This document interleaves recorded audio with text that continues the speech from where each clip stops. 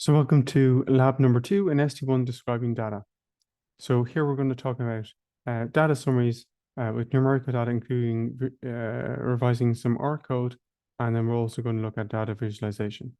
So as we know, when we think of the data, experimental data that we get, we think it'll be nice and easy to handle, whereas in reality, it'll be more heterogeneous than this, and certainly can be.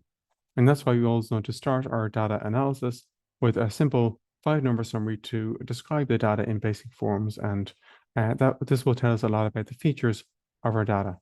So we can do a simple box plot using this information and use the R function summary in 5num to record that data.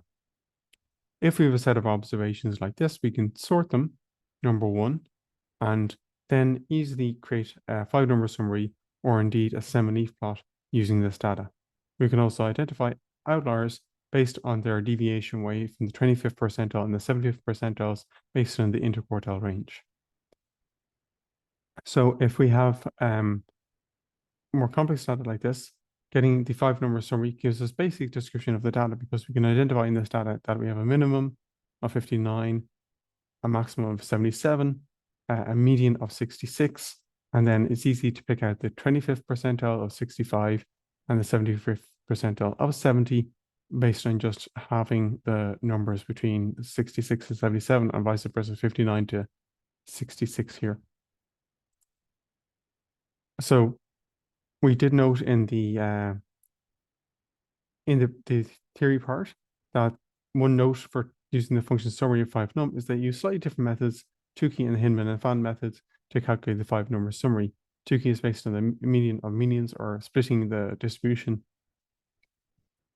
And Hinman and Fan uses an index. That means for odd numbers, they get the same number, whereas if it's even, they don't. We looked at how we can calculate stem and leaf plots and how we can do that with RStudio. So that's what we're going to do now. We're going to revise RStudio and we're going to use this data as a test data set to look at some features associated with that. So let's move over to RStudio.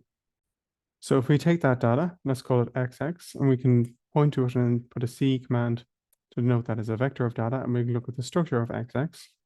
And we can ask, okay, for this data, what's the 5-number summary for XX? And we see it reported there.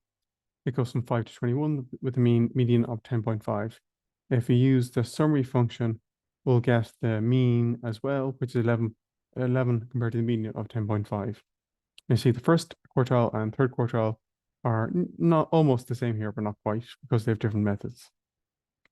Another way for looking at this data to understand it better is to we look at how we can do a stem and leaf plot. There's a stem function in R to do that. So you look at the stem of XX, and there we can see if we used a width of 5. Here we can see that how the numbers correspond. So remember we had 5, 8, 8, 8, 9, 9, 9. So we have 0, 5, 0, 8, 0, 9, 0, 9, 0, 9, and then 10, 11, 11, 12, 13, 14, and 21 at the end. We can change the bins here, but that's not really needed for just basic data exploration. We can now look at a box plot of XX as well, and they'll print there like that. And we can do that for multiple distributions if we do wish to do so as well too. So you can see there we have box plots, and we can repeat that for many different ones if we wanted to do so. If we're looking at XX, if we plot it on its own as an XY plot, that is not maybe sensible because we're assuming that there's some sort of shared variable going from 2 to 12, but that's just the random order in which they apply. So that's not very useful. However, for other data that's linked together, so we could look at the plotting of 1 to 10 and 11 to 20. If we have linked data, what we need though is that the number of elements in 1 to 10 and 11 to 20 are equal. So you can see it's plotted like that, or you can add a grid like that. And we can even change the title to add a title with an equal sign in there. and add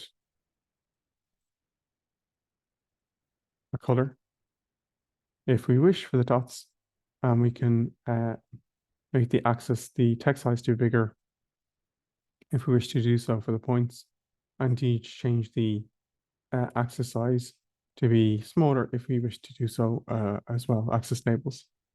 And we can add on things like X labels, if I can spell, 2 with an equal sign, and do the same for YLab for the Y-axis labels. So you can see there we've put like this, and we can add on, change the X and Y limits to intersect with 0 if we wish to do so as well. So we're limiting the Y-axis to be between 0 and 20, and the X-axis to be limited between, let's say, 0 and 20 as well. So this will kind of change the shape of what we see here. And I think those are the key functions that you have, and we could map on other data sets as well onto this if you wish to do so. Going from, let's say, 0 to 8 versus 4 to 12. And you could color that to be green, and points with the plural. We'll map this onto this plot. So there's lots of things that we can do with our studio to visualize different distributions. So we're going to compare them against each other. If we wanted to plot this as side-by-side plots, we could change par MF row to change that feature to be top and bottom by 2, 1. That will make a top and bottom plot. So if we plot this plot first we had before, that'll put it on top, as you can see there. And we could then place on top of that our other data set, going from 0 to 8 and 4 to 12 to 8 and 4 to 12. And we just need to change the color. And these features don't really matter, but if we put them on, it doesn't make a difference. And we can see that we have changed those. In the same way, we can do 1 by 2 to be side by side. However, we'll just need to move this over, or else it won't appear. It'll just tell me that my axis. Let's actually look at that. If I make my plotting area really, really small, it'll say the margins are too large. So we need to, what it's saying is that we need to bring this over. So let's try it again. There's one plot, and there is our other plot there, side by side. And if you want to reset that, just param row and make it 1 by 1. We can print things out of file as well. So if we do TIFF and my plot.tiff, that will save the file.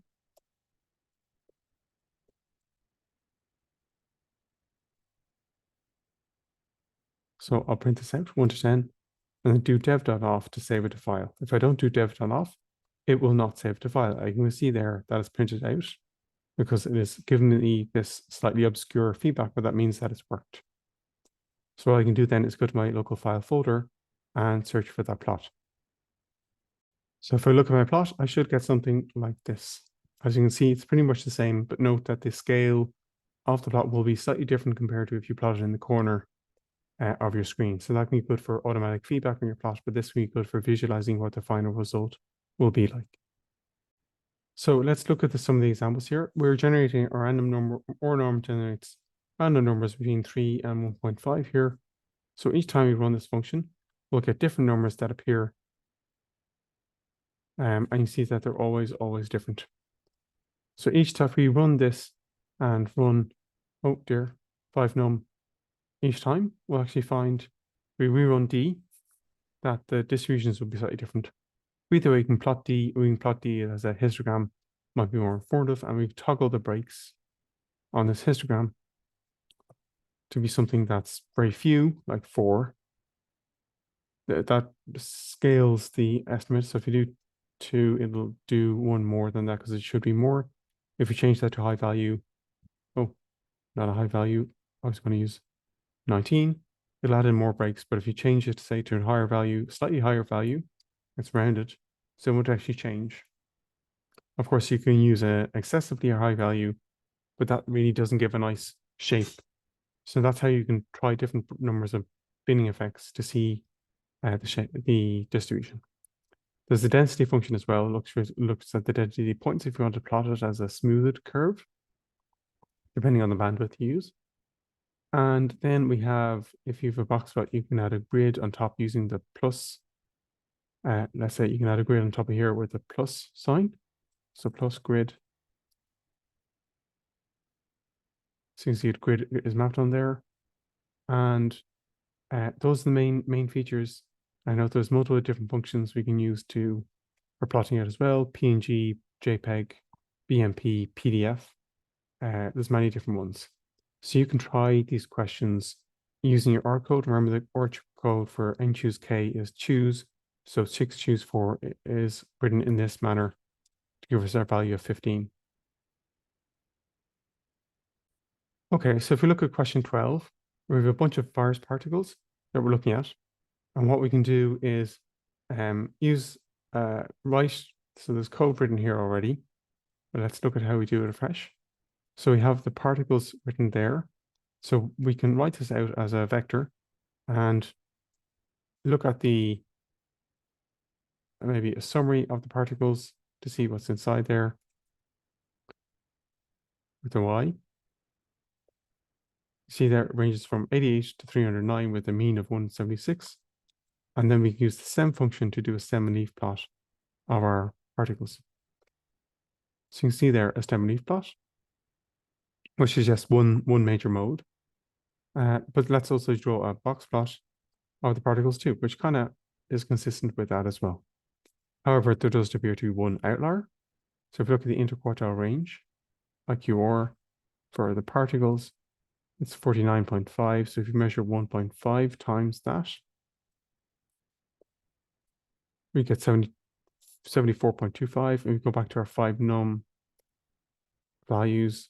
So you can see there that this is the median 195.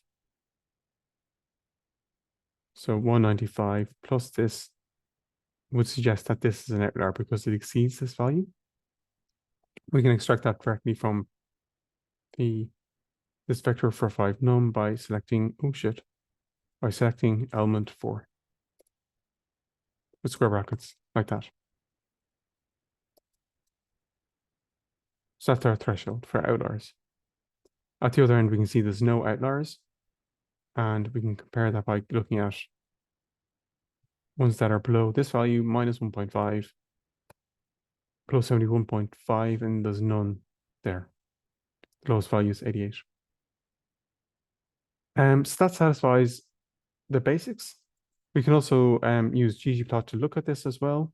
So ggplot is a kind of a layering approach to this, and we've written some code down here that lets us do that. First, we have to install the package. So let it install and then activate the library. You may see it downloading and should activate like this.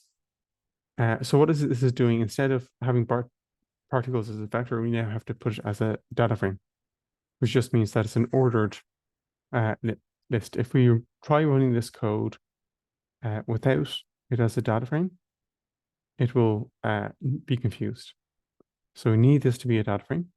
So it's reading in this data frame, and then we're adding the aesthetics functions to say that we're simply looking at a single vector. So X is absent because we have nothing there. We're just looking at Y, the variables of the particles. And if we plot this only, it will just give us a kind of blank plot like this. So it's mapping the area in effect. AES stands for aesthetics.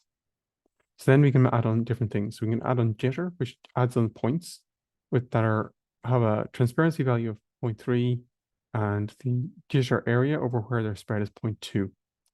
So let's plot this.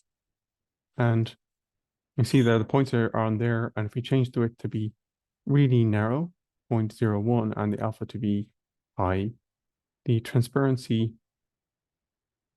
will become less and the width will be narrow. There we have. You can see that. And we can change that back to 0.3 and 0.4 if we want. So you see how it appears. So you want to jitter our data to give it more width if we have many points. In the same way, we have a box plot too. So you can add a box plot on top of this, but making it somewhat transparent is a good idea. So you can see the points and the box plot together. So we effectively are putting both in the graph, which is good. Again, the width refers to the width, and the alpha depends on the transparency you want. So you might want to scale this to be wider. And then we have the labels, which puts together our plot like this. So we might want the width to be wider. And then if we wanted, we could just remove the jitter, and then we have a box plot only like that. In the same way, if we're looking at question 13, it's literally the same thing. We've got the concentration, where we can look at the summary for the concentration. See the median is 0.73 with a minimum from 0.3 to 1.24. Let's suggest we draw the semi-leaf plot. Yeah, it's pretty normally-ish distributed with a single peak. We can draw a box plot where we color it blue and put a Y limiter for the Y-axis. And you can see that the samples are very clustered. Question will be with the outliers. So IQR, as we did before, we're looking at concentration. So 1.5 times that. And we're looking at 5 num as before. Concentration element 4 plus 5 num with an M, 1.4. So you can see we definitely have one outlier there, and that's why they're marked in the plot. One outlier, two outliers. And at the other end, we appear to have two outliers as well. So most of the values are bounded. So 0.45 and 0.3. So two outliers at even end, even though most are clustered in the middle. So we can visualize that with ggplot in the same way, using literally the same code. And we get a plot. Oh, we don't get a plot? So if you just have an issue like this, just press escape and try it again.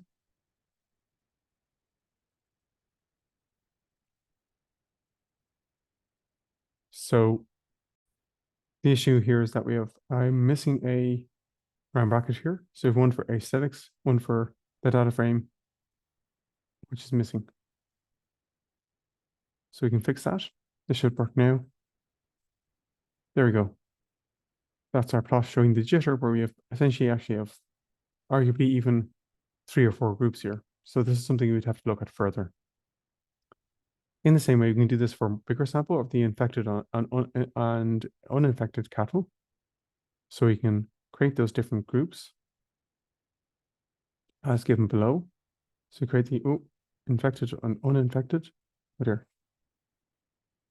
And we can just summarize each of them, first of all. So summarize, we finish that. Summarize the infected and the uninfected to compare them against each other. So you can see there, we go from min to 275 to maximum 690 for the infected. And you see there straight away, the infected appear to have higher rates of expression of this gene X. So then we can do a stem of each of them. So you can see there a stem for the infected. This is kind of normal distribution with widths of 10. For the uninfected,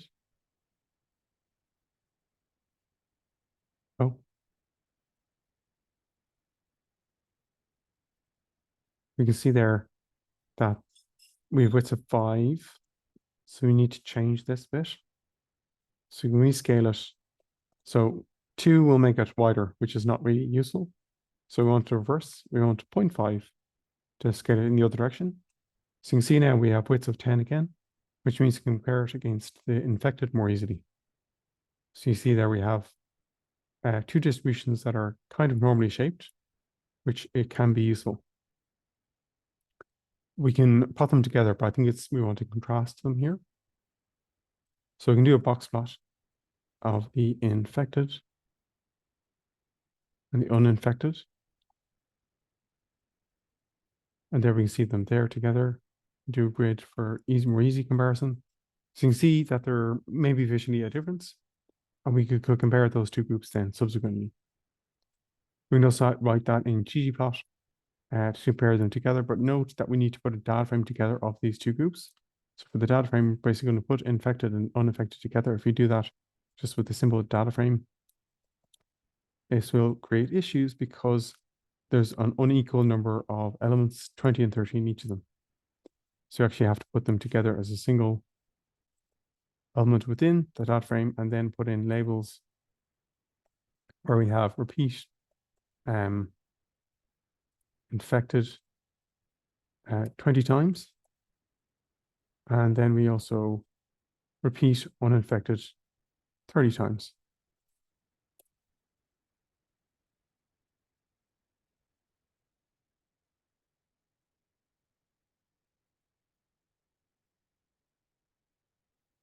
Then we have to check if I finished the, yeah. So there you can see a data frame with that. And then what we can do is literally go back to our previous code. Oh, wait. We can assign that as the inf group. That's not a bad, good name. Infected versus uninfected, UI. And then go back to our previous code here and just change it because we're comparing similar things. So we don't actually need necessarily put anything new. However, we may see that we need to change our data frame. So this doesn't work because we have labels inside there. So if we look at our data frame UI, you see that we have our labels inside there. So we need to put them inside there. So if we look at our example code we have for this, we've got the same sort of thing where we've got the group and the cases. What we need to do now is denote our group inside there. So this is the same as our labels. So what we can do is change this. So Y is now this slightly obscure variable, and X is going to be labels without the round brackets. And there we have a plot showing our concentration for the infected and uninfected with actual data points mapped on top of it. So you can see how you can kind of slowly adjust your code as you get more and more complex examples. For question 15, you're asked, with this dataset, create a histogram with a pseudo number of bins that by the breaks argument. So hist for the infected looks like this, but we might want more breaks to resolve them more fully. So we might change it to 14. You can see we have better resolution there. If we change it to something that's too big, it's not useful. And we might try to keep the same value for the unaffected. So that we can compare them to each other. The simplest way might be to use par mf row here to put them together. So you got the infected and then the uninfected. So that means that we can compare them more easily. A final point will be that we need to change the X limiter axis to be 0 to 700 for each of them.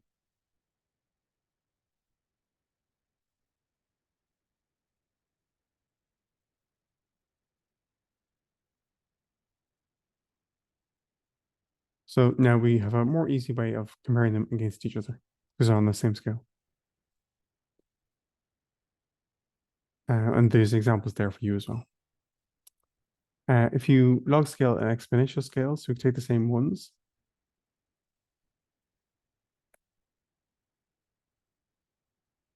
Let's take away the xlim and ylim parameter. If we log scale infected, we'll get that. And if we log scale the uninfected, we'll get that as well. This the following plot.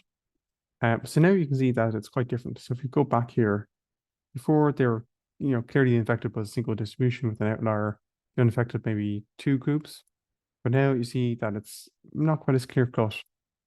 And it's difficult also for the reader to interpret what the x-axis means.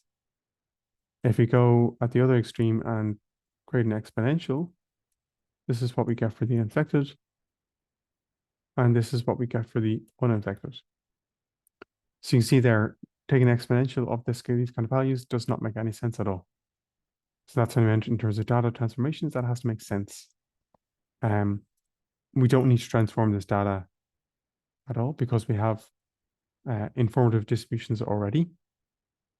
If they were extremely skewed, it could make sense to do that. In this case, there's no substantial skewness already, and the visual numbers of infected and uninfected mean that it's more easy to interpret the numbers as they are. So there's no need to transform this data set. So you can see how they might twist things around somewhat.